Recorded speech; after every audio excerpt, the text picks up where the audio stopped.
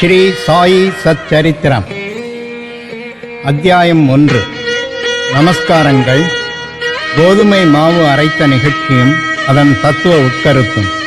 புராதனமானதும் மிக்க மரியாதை உள்ளதுமான வழக்கத்தின்படி ஹேமத் பந்த் இந்த சாயி சச்சரித்திரத்தை பல்வேறு நமஸ்காரங்களுடன் எழுத ஆரம்பிக்கிறார். 1. முதலில் எல்லாவித இடையூறுகளையும் நீக்குதற் பொருட்டாகவும் தன் பணி வெற்றியுறவும் 5 கரத்தனை யானை முகத்தனை மிக்க பணிவுடன் தலைதாட்டி வணங்குகிறார். ஸ்ரீ ஷிரடி சாயியே கணபதி என்றும் கூறுகிறார். 2. பின்னர் தன் மனதிலே உதித்த எண்ணங்களை உயர்த்தி உணர்வூட்ட தம் தாய் சரஸ்வதியை நமஸ்கரிக்கின்றார். ஸ்ரீ சாயி அறிவின் தெய்வமே என்றும் அவரே தன் வாழ்க்கை கீதத்தை அழகுடன் பாடுகிறார் என்றும் கூறுகிறார். 3. ஆக்கல், காத்தல், அழித்தல் என்னும் முத்தொழிலையும் முறையே நிகழ்த்தும் பிரம்மா, விஷ்ணு, சங்கரர் ஆகியோரையும் வணங்கி சாய்நாதர் அவர்களுடன் ஒன்றானவர் என்றும் சம்சாரம் என்னும் ஆற்றை தாண்டி நம்மை சுமந்து செல்லவல்ல மாபெரும் சத்குரு என்றும் விளம்பி 4. பின்னர் பரசுராமரால் கடலிலிருந்து உயர்த்தப்பட்ட கொங்கண தேசத்தில் அவதரித்து தம்மை காக்கும் தம் குல தெய்வமான நாராயண் ஆதிநாத்தையும் குடும்பத்தின் ஆதி புருஷரையும் நமஸ்கரித்து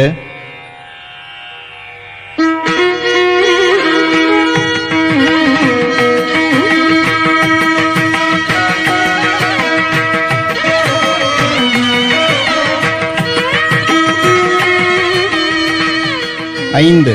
பின்னர் தனது கோத்திரத்தில் அவதரித்த பாரத்வாஜ முனிவரையும் பல்வேறு வகையான ரிஷிகளான பிருகு, பராசரர், நாரதர், வேதவியாசர், சனகர், சனந்தனர், சனத்குமாரர், சுகர், சௌனகர், விஸ்வாமித்திரர், வசிஷ்டர், வால்மீகி, வாமதேவர், ஜெய்மினி, வைசம்பாயனர், நவயோகீந்திரர் முதலானோர்களையும் நவீன மகான்களாகிய நிவிருத்தி, ஞானேஸ்வர், சோபான், முக்தாபாய், ஜனார்த்தனர், ஏக்நாத், நாமதேவர், துக்காராம், கனகர், நரஹரி முதலியவர்களையும் பணிந்து தலைவணங்கி நமஸ்கரித்து பிறகு தனது தாத்தாவான சதாசிவரையும் தகப்பனாரான ரகுநாதரையும் தன்னை இளம் வயதில் பிரிந்த அன்னை தந்தைக்கு நிகரான அத்தை, தன் அன்பிற்குரிய அண்ணன்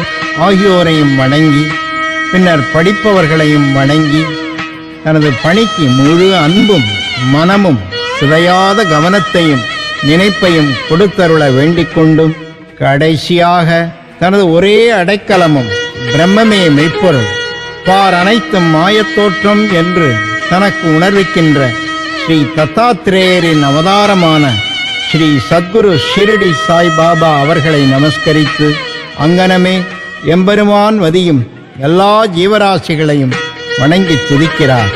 பராசரர், வியாசர், சாண்டில்யர் முதலியவரது கருத்தின்படி பக்தியால் பலகாலம் துதித்தவற்றை சுருக்கமாக கூறிய பின்பு ஆசிரியர் பின்வரும் நிகழ்ச்சியை விவரிக்கிறார்.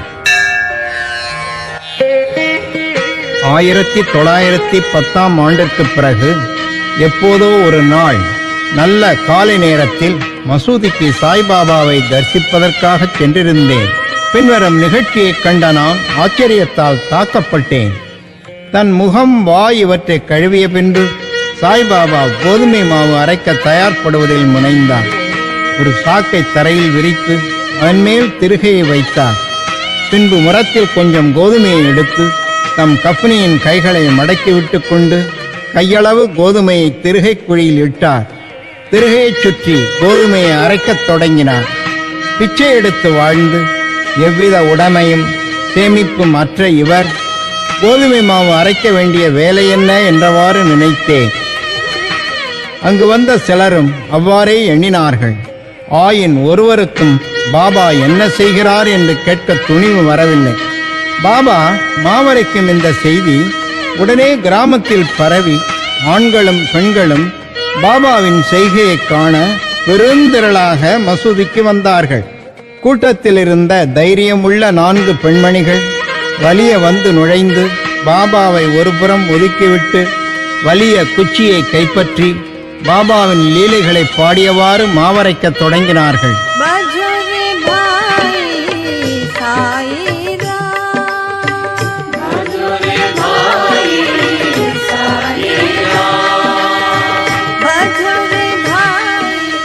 முதலில் பாபா கடும் கோபமடைந்தார். ஆயின் அந்த பெண்மணிகளின் அன்பையும் பக்தியையும் கண்டு மிக்க சந்தோஷம் அடைந்து புன்னகை புரியலானார்.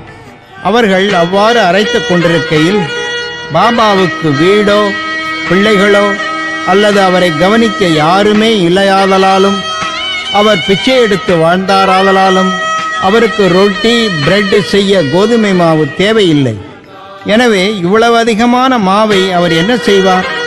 ஒருவேளை பாபா அன்பாயிருக்கும் காரணத்தால் இந்த மாவை நமக்கு பகிர்ந்து கொடுத்து விடுவார் என்றவாறு எண்ணமிட்டபடி பாடியவாறே அரைத்து முடித்து திருகையை ஓரத்தில் நகர்த்திவிட்டு கோதுமை மாவை 4 பிரிவாக பிரித்து ஆளுக்கு ஒவ்வொரு பகுதியாக எடுத்துக்கொள்ளத் தொடங்கினார்கள்.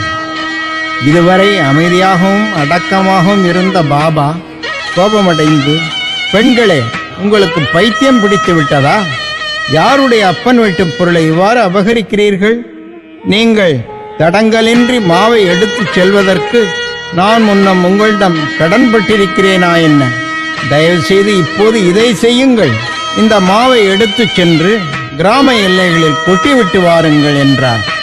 இதை கேட்டபின் அவர்கள் வெட்கமடைந்து தமக்குள் ஏதோ முணுமுணுத்து கொண்டு கிராம எல்லைக்கு சென்று பாபா குறிப்பிட்டபடியே அங்கே மாவை பரப்பிவிட்டார்கள்.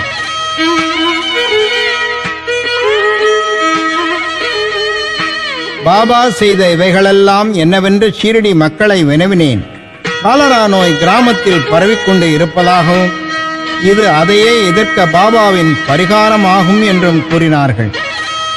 கோதுமை அரைக்கப்படவில்லை, காலராவே அரைக்கப்பட்டு கிராமத்துக்கு வெளியிலே கொட்டப்பட்டது.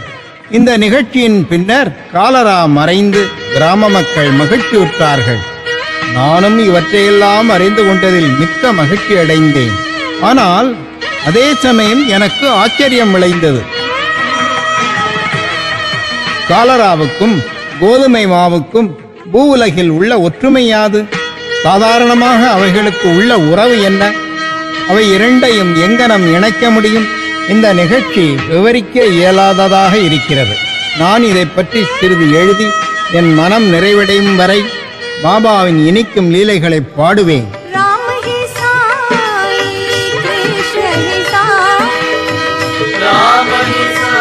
இந்த லீலையை பற்றி இவ்வாறாக எண்ணமிட்ட பின் என் உள்ளம் மகிழ்ச்சியால் நிறைந்தது.